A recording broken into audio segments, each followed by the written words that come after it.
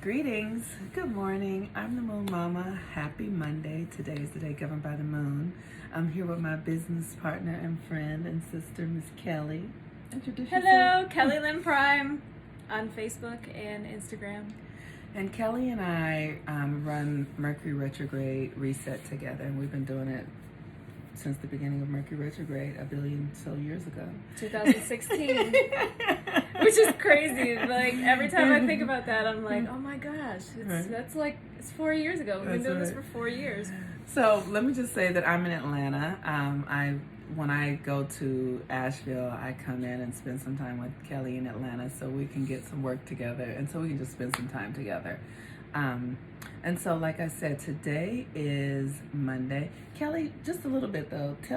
Just say a little bit about yourself, like what you do and who you are. Oh, so we're actually in my healing room right now. One of my altars is behind us, my devotee altar. I am a full-time yoga teacher. I do some intuitive life coaching and energy healing as well. My money maker is yoga. And the way things are set up now, you can do yoga anywhere. So if you need some yoga, let me know. We can work something out. Oh, that's beautiful. And Kelly said the altar behind us is her devotee altar. And the devotee energy is the energy of the moon. It's the energy of the feminine, and it's an energy that is the archetypal meaning is like the mother, nurturing, healing, protective, creative. And so today is a moon day, which is Moonday Monday, and the moon is in Aquarius. So first of all, the moon in Aquarius is an energy. Aquarius is our complete blueprint of who we are. It's like the whole thing, from the beginning of your life to the end of your life. And like I was just telling Kelly, it's like when you're 1 year old, you don't know who you're going to be at 50. So it's what you're becoming. The Aquarian energy is what you're becoming. And so one of the things that's very important and significant about Aquarian energy is to understand that it is like no other. Like who you are is unlike anyone else on the planet. No one else has lived who is like you, and there's nothing new under the sun. But you are uniquely you, and this is a time that's kind of the biggest lie that we have been told. What? Is that we're not unique, that we're all the same. Oh no, we're unique. We are. Well, there are aspects of it, like everything in the universe is the same. We all have the same minerals, chemicals. Like we're made of stardust, so we all have. But in a unique way. Exactly, the configurations are unique. Exactly, Yeah. and that's important to understand. And so, in Aquarian energy, you want to be able to access, to pay attention, to cultivate, to nurture, to love your unique expression, whatever that is, however that looks. And just spending time in meditation and prayer work and chanting, just ways that really cultivate you being true to yourself. I know for me, I feel like I have spent this lifetime really working to fit in. And that's normal. We want to belong. It's normal for us to want to belong. It is. I think it's a human. It's so human. Yes, right. To want to fit in, to want to feel connected, and that there's nothing wrong with that. And within that, there is still our uniqueness. And as we're moving into the age of Aquarius, which we're at the very onset now, like literally, these ages last 25,000 years, and so maybe we're at like year 10 of the age of Aquarius, or just coming out of the age of Pisces. But the age of Aquarius will require that we highlight our diversity, highlight the things that are unique about us, because the more diverse we are, the more expanded we are, the safer we really are. And so one of the things that I do to cultivate my uniqueness is to keep growing. The moon is always changing, and so there's always a new idea, always a new way of looking at something, a new perspective. And that keeps me fresh. It keeps me out of my old patterning a little bit. And I do my best. And into a new way of seeing things. And I've had to really evolve. One of the things between Kelly and I, can I share how my grandfather comes to visit you? So I have I do a lot of work around race stuff, and Kelly and I talk about that. We work on that stuff as friends. We talk about it. That was the whole theme of the last retrograde. Yeah. We talked about the elephant in the room, the black-white race relations Absolutely. going on in our country. That's right. And so if you guys want to check out that Mercury retrograde that we did, it was Mercury retrograde in Cancer, to really heal the racial emotional stuff, to learn how to have conversations, really challenging conversations by using up level. But one of the things that came up for us before that was that my grandfather, who was from Mississippi, he's not alive any longer, he watched his father be murdered by a sharecropper, and he came to Kelly because Kelly is an intuitive and she is open enough for people from the other side to speak to her. And she called me. What'd you say? Do you remember?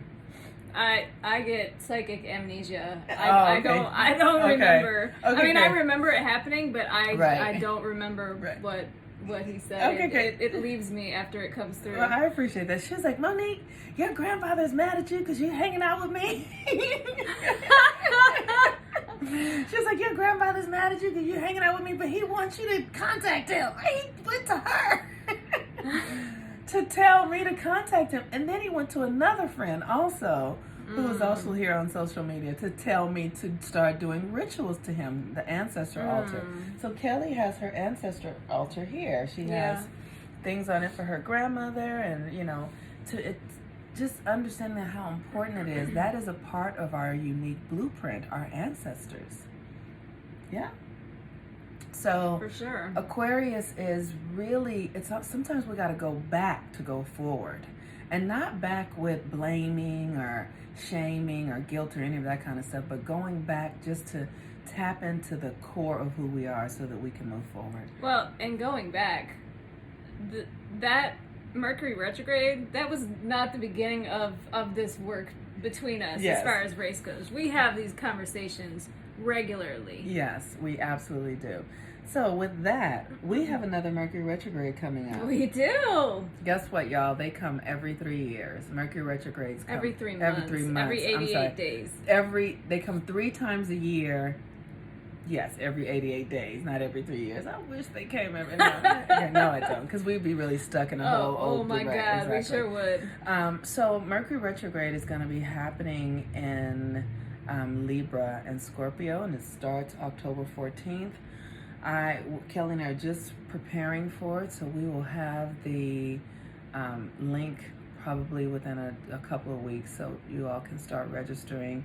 And it's going to be about looking at those things that you hate to look at.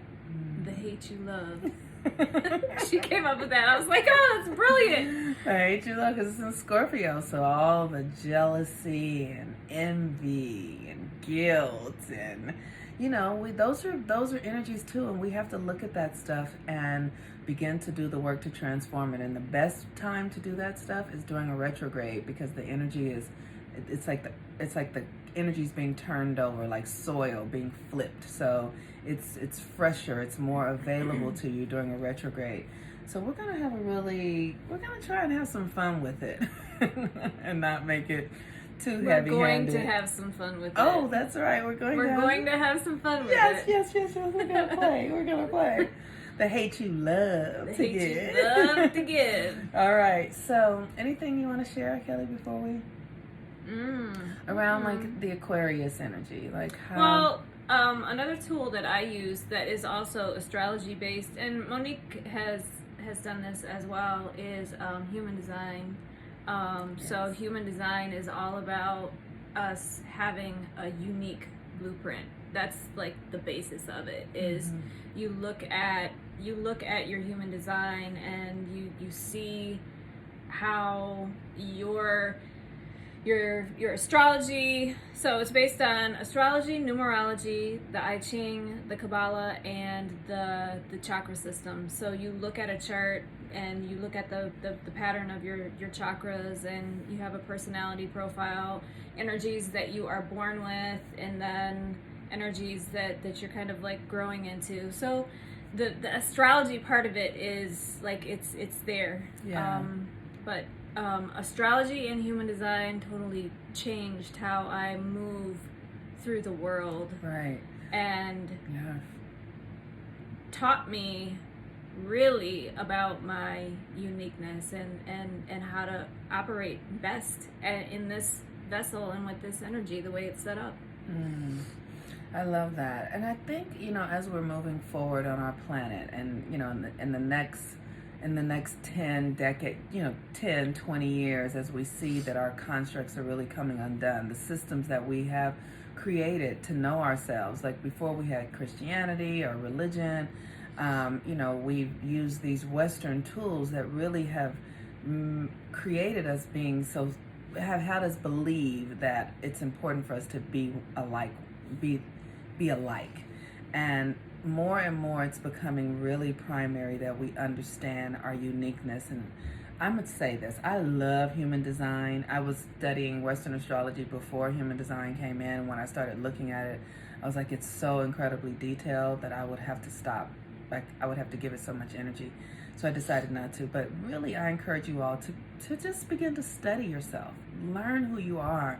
And what I have discovered is I'm more intuitive. I can heal things with my hands, as in Reiki. There are all these things that we really are that the Western world hasn't offered to us, because we were all sort of hoarded or pushed in one direction. But the more these constructs come undone, the more important it is to understand. And we're seeing it in conversations like where the young people are calling themselves non-binary.